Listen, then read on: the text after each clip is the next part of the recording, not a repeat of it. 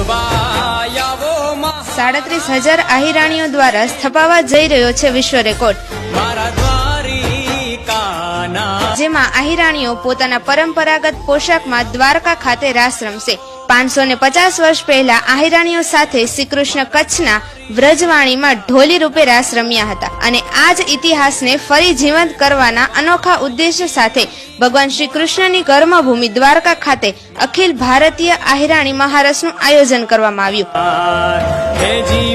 જય મુરલીધર, જય મહારાસ, જય દ્વારકાધીશ। પૂર્ણ પુરુષોત્તમ રાજાધિરાજ દ્વારકાધીશને નમન કરી અને અમે આજે ધન્યતા અનુભવીએ છીએ। અમારી 37,000 આહિરાણીઓ આ મળી અને સંકલ્પ અમે કરીએ, સંકલ્પબદ્ધ થઈએ કે અમારા સમાજનું આ દિવ્ય કાર્ય, દિવ્ય મહારાસ છે એ વધારે ને વધારે પવિત્ર બને। નાના નાના બાળકો પણ ગીતાજીનું સેવન કરતા થયા છે, એના વિચારો અમલમાં કરતા થયા છે, તો એવો જ આ મહારાસ અમે કરવા જઈ રહ્યા છીએ।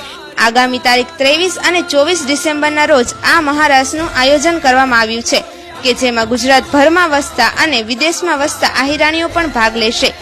આ સમગ્ર મહારાસમાં કોઈ પણ વ્યક્તિ અધ્યક્ષ સ્થાને નથી, પરંતુ ખુદ ભગવાન શ્રી કૃષ્ણ આ સમગ્ર મહારાસના અધ્યક્ષ પદે રહેશે।